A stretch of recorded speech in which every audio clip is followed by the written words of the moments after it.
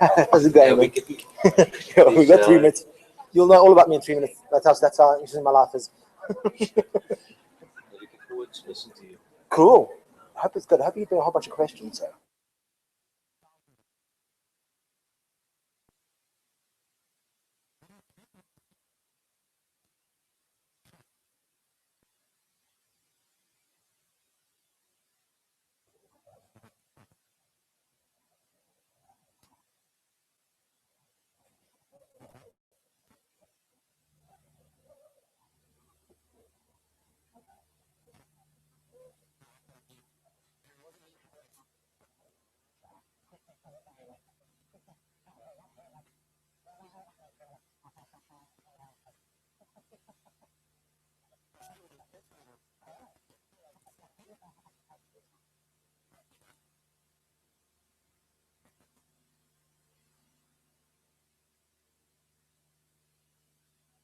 So in that case, other people chatting.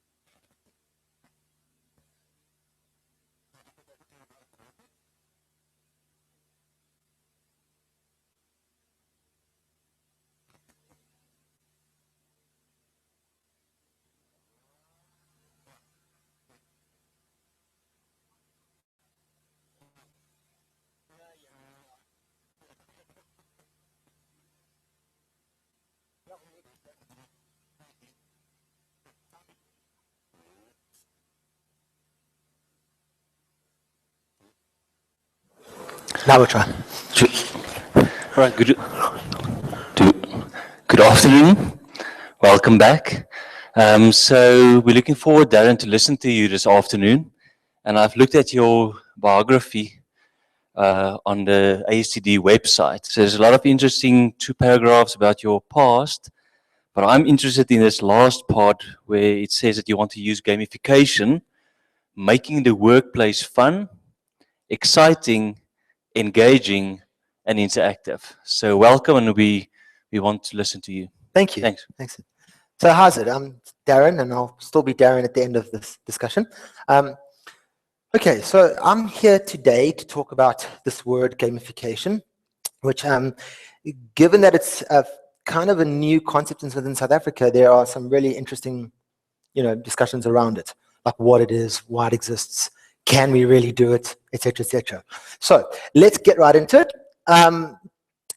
Obviously, what we want to look at is using gamification to shape the talent landscape for 2030. If any of you have been paying attention to the conference, you should get that last tagline. I just changed the words a little bit to make it a little bit fun. That's a bit of change. Okay, so have a look.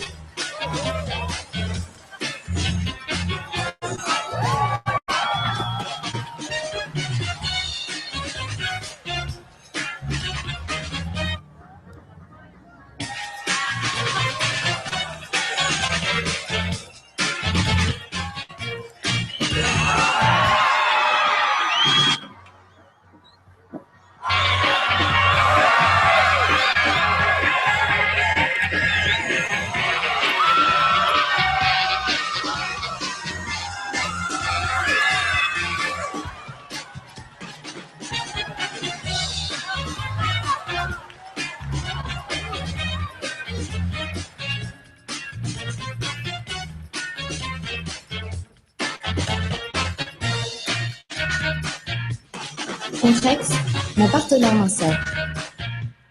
Okay, so for those of you who missed that, you've just lost 2,000 calories. Just the way to do it.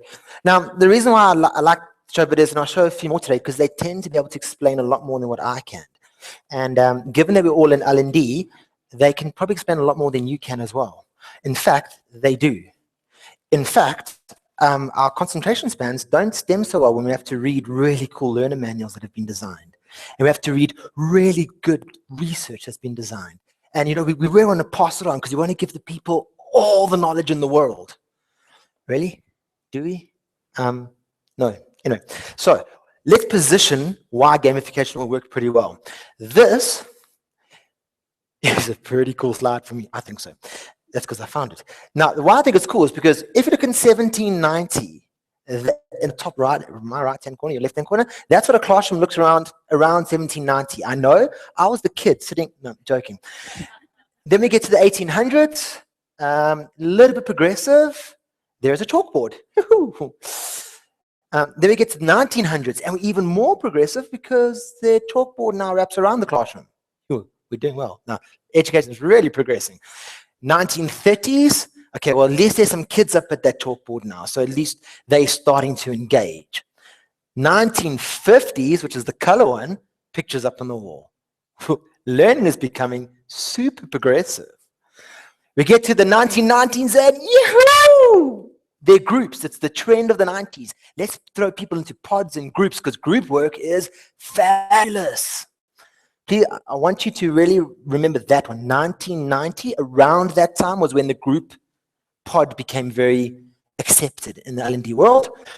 2000, now we're progressing because we have digital platforms. Yeah. And if you look at current e-learning and instructor-led learning, it kind of looks like that, which actually goes to show you that since the 1790s, round about there till now, learning development hasn't changed much. We still offer learning the same way. There's still some sage on the stage who preaches about what needs to go on. Everyone has to listen to how brilliant I am, how smart I am, how much I know. Because, of course, you can't know as much as me because none of you have Facebook, Twitter, or Google. So my daughter comes to me the other day, she's challenged, she goes, Dad, I'm like, yeah. She goes, I know everything in the world. There's nothing you can't ask me that I can't answer. So I'm like, really? She said, ask me any question. So I asked her some random questions. She goes, pulls out her phone, gets on Google and goes, there's the answer. So there is no question that Google can't answer. If you don't believe me, ask Google. Say, Google, what question can't you answer? Let's see what it says. Okay. If you think that your IP is important, I'm really sorry to say you're obsolete.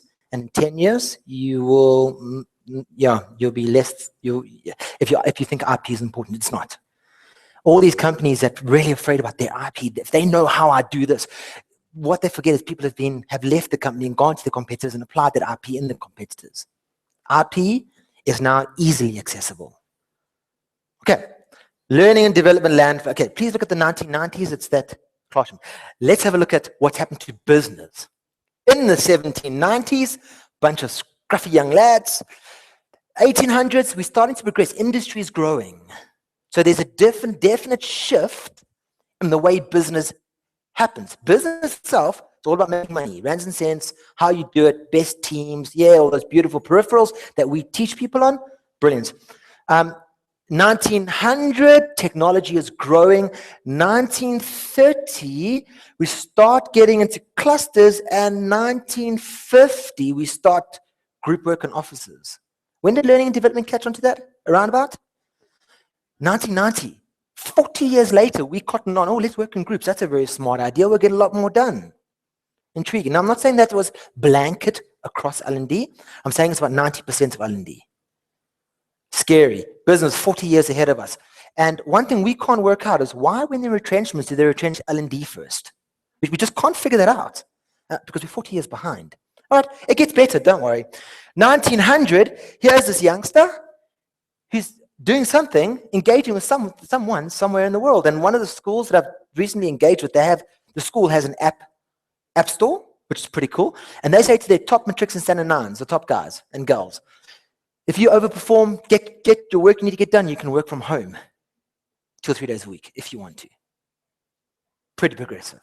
work from home. Why? Because they're not going to miss anything except some teacher blabbing on about how much they know about the topic they don't know much about, because it's changed since they learned that specific topic 20 years ago. No offense to teachers, I love you guys. 2010, Office of the Future. We're talking to a hotel group, and what we want to do is you are all a bunch of walking bits of information. I love you guys because there's so much information happening about you right now. Even if you think you're off the web, you're not. So the hotel group you're walking with, they're dealing with at the moment, and potentially if it comes through, it'd be good. While you walk down their passages, it's going to go, hey, Darren, check all my phone records, where I go, where I shop, where I do this, and those adverts are going to pop up with me as I walk down through the passages of the hotel. You know, when you come from an airport and you see those advertisements on the airport walls, they're about to change. Because at the moment they're static and they're not valuable. Because by the time they're up, the product's changed. Okay, what's coming? Dun, dun, dun, dun, dun. Woohoo! What the hell is that? We are in a social revolution, and welcome to a Gamification Can Help Learning. What I mean by social revolution is that we're in a revolution of social engagement. And for you companies, no offense, I don't mean to knock you too badly, but if you stop your people from using Facebook at work, that's very smart, given that I hope you've taken their smartphones away from them. Because I can't get on Facebook on my computer, so I will take 30 or 40 seconds to shut down what I'm doing, get off my track, go for a smoke break because I don't smoke, open up my phone, engage on Facebook because I'm getting far more done there, come back to the workplace, and you know, on average, because of this, we have a 40 to 50% productive workforce, which means that for the 8 hours you're paying someone to work, they're working for 4 hours. So don't complain about smokers. That's not the issue. It's social. Now, you would recognize some of those: Twitter, Skype, Google, Wikipedia. You recognize some of that stuff. Do you know there's approximately 250 or 300 different social platforms in which people engage? Now, what learning typically does is we take this incredible instructional design that we learned, how to design programs, that we design for logical flow, and we design for all these brilliant methodologies which were developed in the 60s or 70s, for the 80s, before there was a social revolution, for the business world that are 40 years ahead of us. And we cannot figure out why people don't like our learner guides. Yeah, but I put them online. They're ebooks. People don't like them. Why? Because they're not fun to engage with. They're not fun to get to. Okay, if people are engaging on that many different platforms, how many are you guys engaging with right now? Pre, during, and post your learning programs. Okay, don't have to answer it. So just so you know, right now, at this very moment, you are being watched by some colleagues of mine in America. How's it? And maybe in the UK. We're streaming live. How much is it costing me? Not a cent. Why should I pay for that? The technology's out there. Okay, ponder that for a bit. Let's get to gamification. Okay, I had to just set the scene because this is pretty cool. It's cool enough for me to spend my life doing it. A mediados del 2013, la industria del arte en España sufrió uno de los golpes más grandes de todos los tiempos. El gobierno decidió cambiar el impuesto de los espectáculos teatrales del 8 al 21%, logrando la mayor sangría de espectadores que se recuerda. Un 30% menos de espectadores en tan solo un año. La gente se volcó a consumir entretenimiento probado masivamente como los blockbusters americanos. Ante esa realidad, la compañía independiente de comedia Teatraneo decidió tomárselo con humor e inventar algo. Pay per laugh, the first comedy shows where you only pay for what you consume. We fitted each seat with a facial recognition system that detects the smile and proposed the following deal to spectators. Entrance will be totally free. If the show produces no laughs, you don't pay anything. However, if you laugh, you have to pay for each smile. Each smile produced is worth 30 euro cents, something that in this day and age is quite a reasonable price.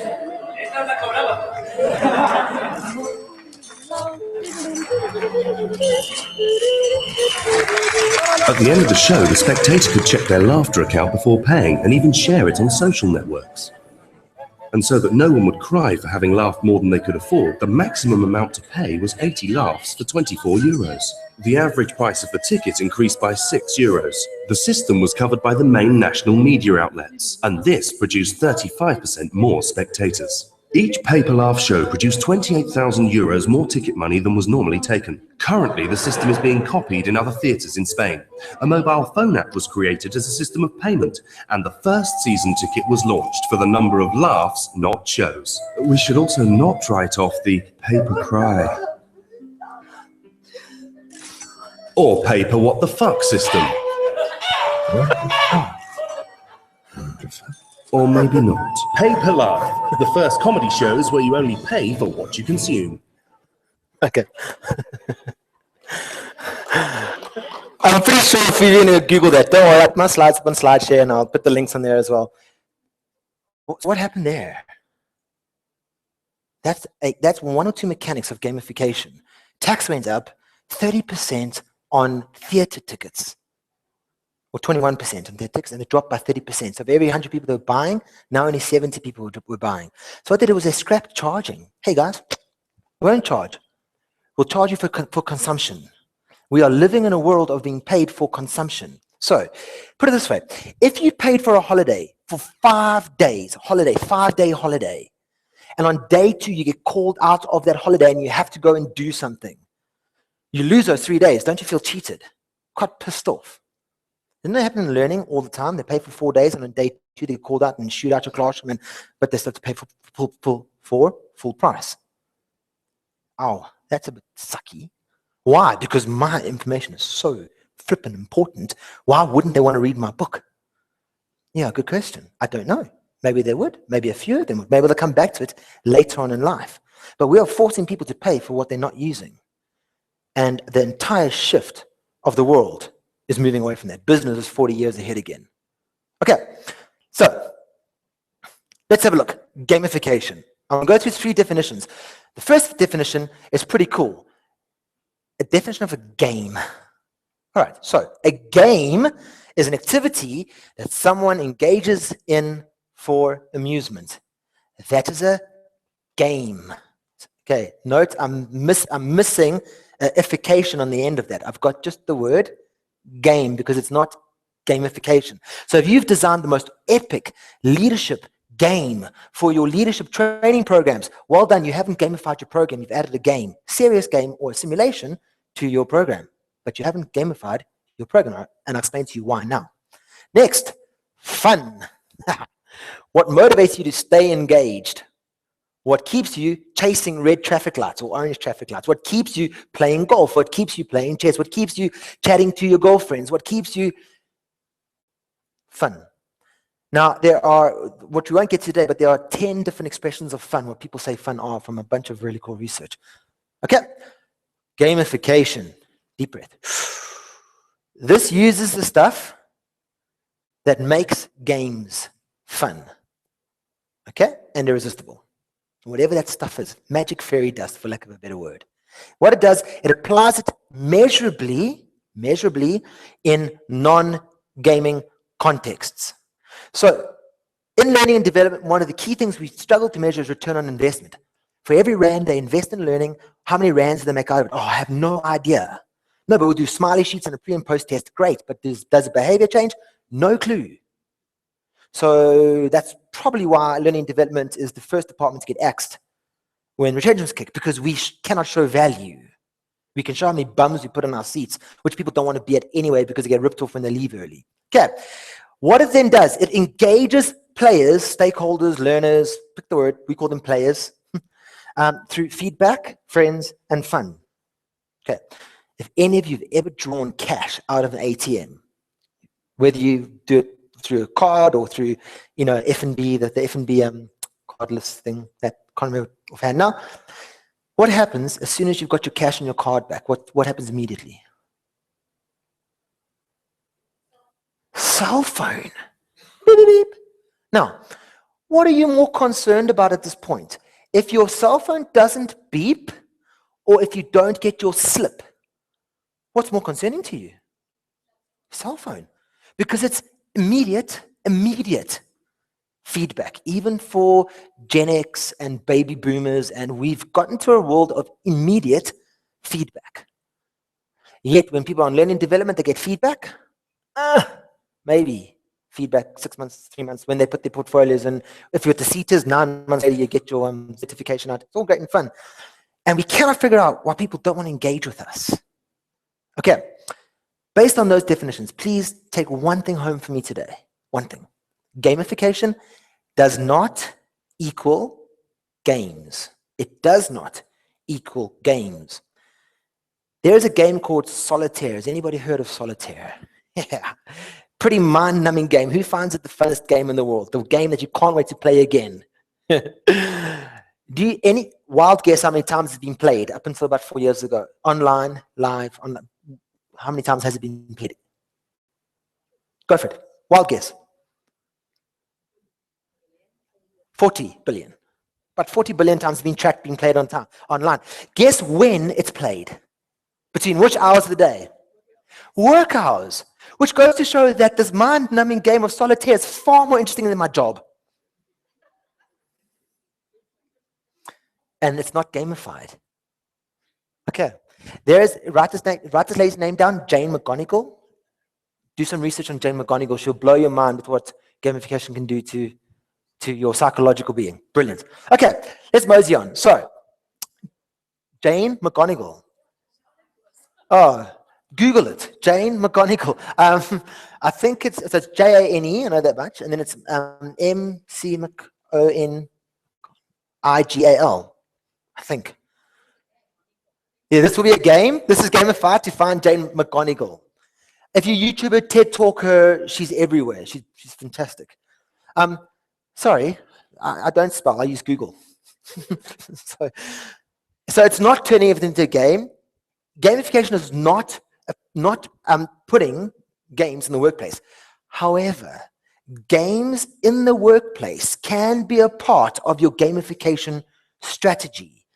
Games in your L&D training course, management, it can be a process within the gamification strategy. But they in and of themselves are not gamification because they don't continually sustain engagement. Okay. It's not converting your training programs into a game, and it's not simulations or games during training. Simulation is exactly a simulation, and there's a time and a place for it. Serious games have learning outcomes that need to be achieved. Great. It's time and a place for it. Gamification makes those engaging post, during, and pre-learning. So I'll come to some stats just now, some of the stuff we've experienced and some of the stuff that's out there, far bigger than us. This is the optimum gamification video.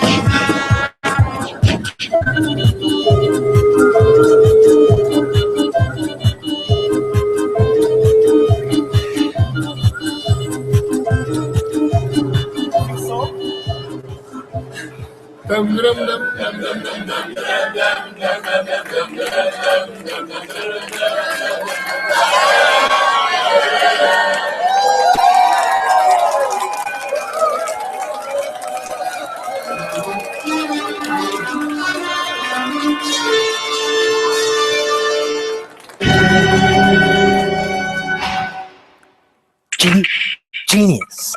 Feedback. Did you see the little times ticking? Did you see that everything was given? The tune was played the whole way up by rappers and people. Did you see that it was difficult but not too difficult? Did you see how much was given to them? There was nothing that wasn't given to them. All they had to do was apply what they already know to win the outcome, which is what the company wanted, the training course needed, the project, the POE, the whatever it is that you are trying to get people to achieve. Did everyone engage? Well, if you look at the station, was everyone in the station trying to get those tickets? Not at all. Of course not. Because some people just don't like James Bond. Yet we force learning down the throats of people all the same way. Oh no, but we do it on e-learning and classroom-based. We call it blended learning. For someone who doesn't like to read, or someone who needs to engage like me, who needs to talk and hog the class of discussion with my mind of questions, and then I get in trouble by the rest of the members who actually don't want to learn but are there just to tick the box and, sorry, a bit harsh, but this is the thoughts. So we're shoving down learning, but here, we're not forcing everyone to get James Bond tickets. But it was fun for those who did it. Okay, let's look at the Gartner hype cycle. Anybody know the Gartner hype cycle? Quite a powerful little psychological tool. The Gartner group did it. Hats off to them. I wish it was me. What you have is, let's see if there's a pointer on here. Yeah, okay. In anything, there's always some kind of a technological trigger. Now, it doesn't have to be technology itself. It could be the fact that someone got a letter saying, you're on training next week. Okay, there's a trigger of some form. Once the trigger kicks in, you, depending on what the trigger is, like, you know, exams for my kid is not a trigger of inflated expectation. That's the triggers downward. But what happens is when, specifically in technology and specifically with this word gamification, when someone says gamification, they see a technological trigger, they think gamification can put an extra zero on your paycheck at the end of the month. I think that gamification can solve your entire business, challenges and all the change management in the world and, restructure everything. No, gamification doesn't do all of that. Okay. So what happens when you figure that gamification doesn't actually cook dinner for you, in your business, you get this trough of disillusionment. Oh, I don't want to be involved. I don't want to do it. Okay, think about when you've launched a new leadership program or a new management or something flippin' awesome. And the first 10 people come on it and they are just gung-ho because the CEO said so.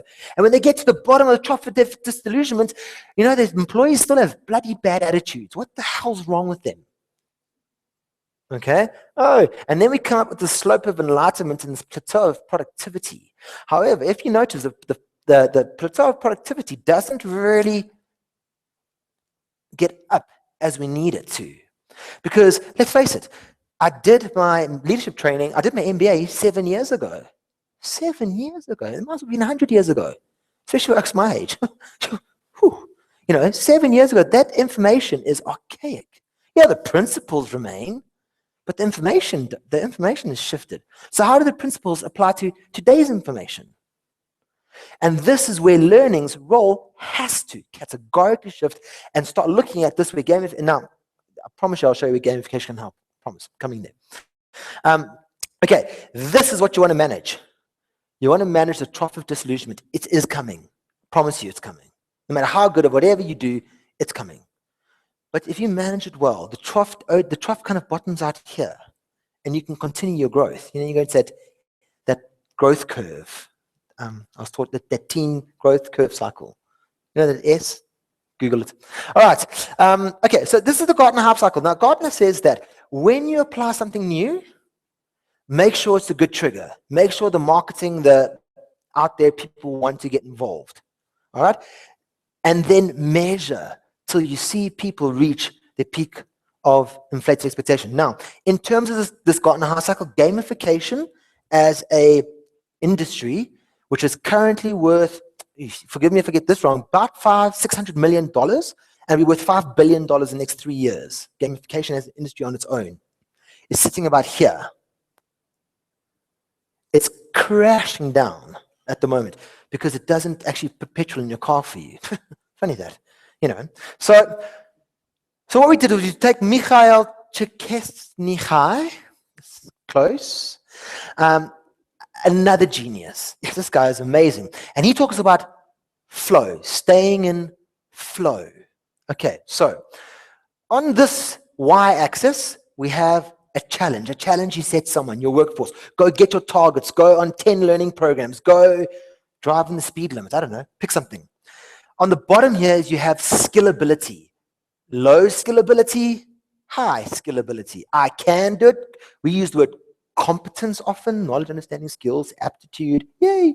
All right. That sits across the bottom there. Now, if the task you set for the person, if the challenge is too high for the skill, the people become anxious and drop off, which is 90% of most learning and development programs after the training program 4 days later, when they've done the best case study ever designed in history. Because when they walk out, the engagement stops.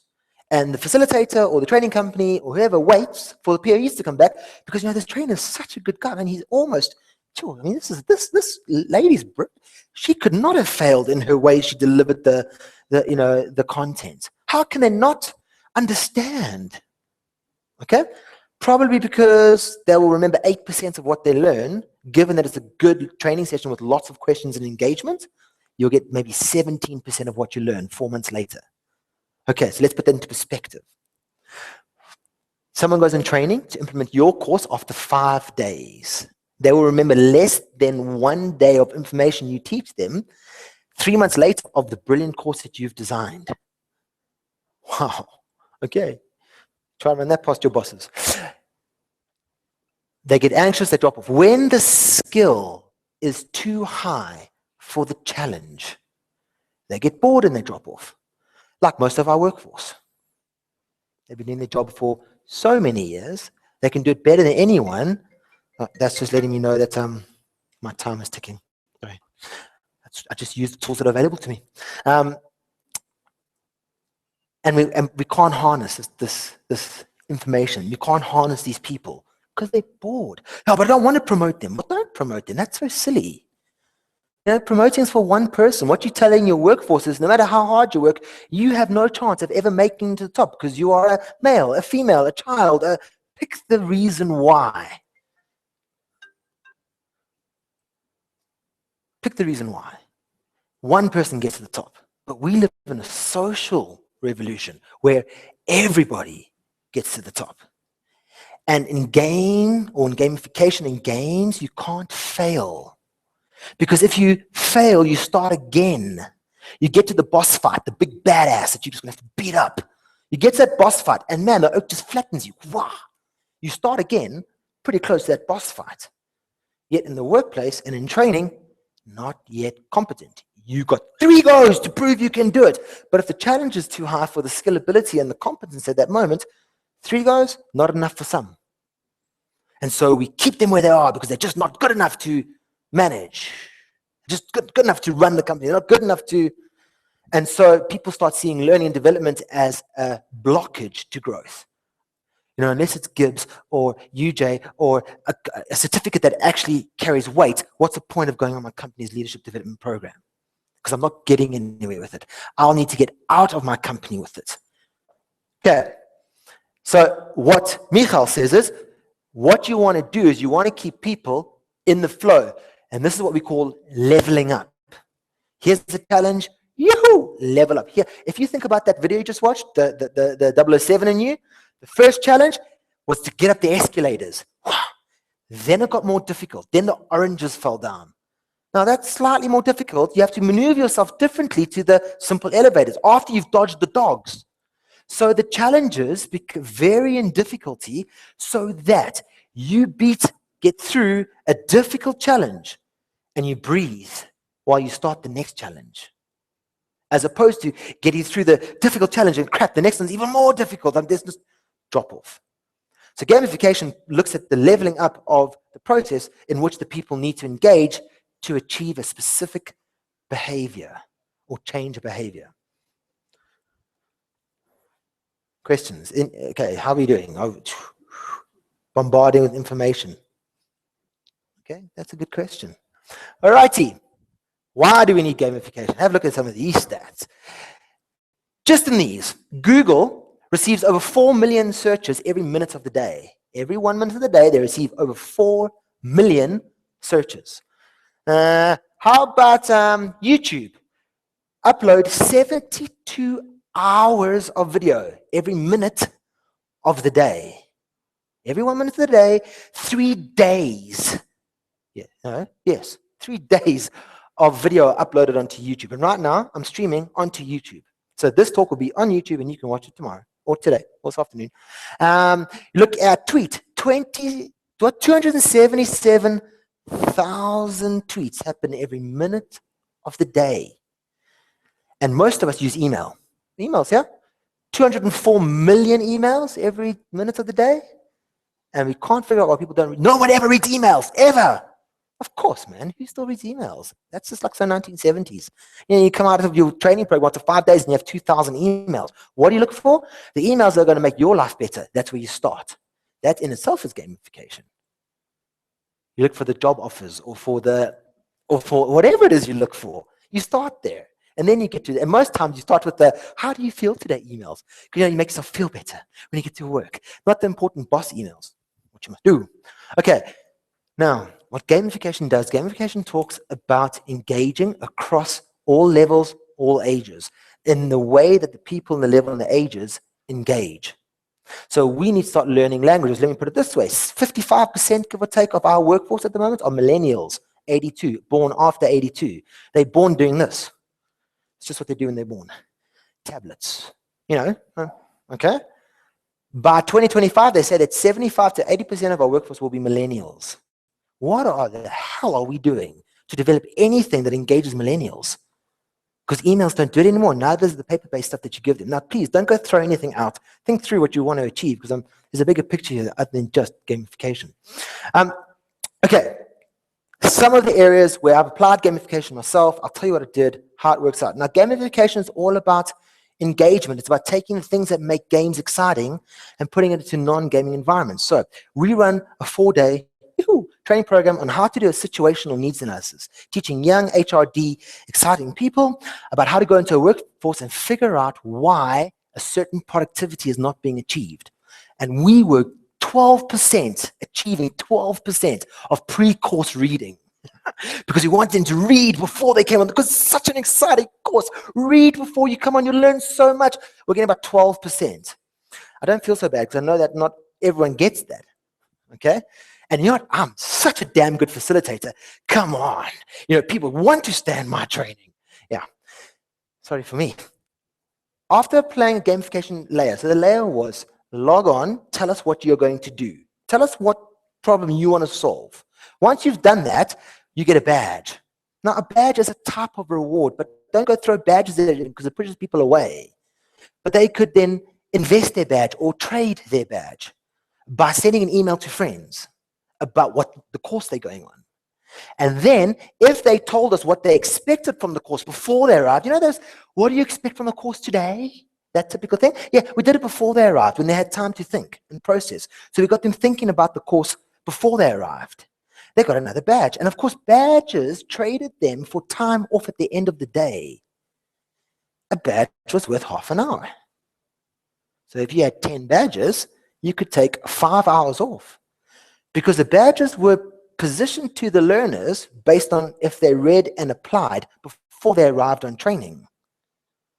So we managed, then there was a few other things we added. We managed to get a 95% pre-course completion rate. 95%, piloted over 5 different programs with between 12 and 16 people per program of all learning level, of all levels, kind of entry level to executive level. And what we had was we had an SDF, 2 middle management, and someone else postpone their performance reviews and get someone else to pick up their kids from the dentist because they wanted to stay in the training on day 3 of 4. Okay, that for me, pretty profound. I've never experienced that before. Usually people say, no, I've got to pick my kids, see you later, and don't come back for the rest of the training. It's only tomorrow. Okay, induction programs. Those exciting programs that we do, induction. Yeah, people can't wait to go on them. We did them once every 4 years. What a load of baloney, man. Who still does that? The problem with induction programs is you give someone a manual that's this thick of a whole bunch of stuff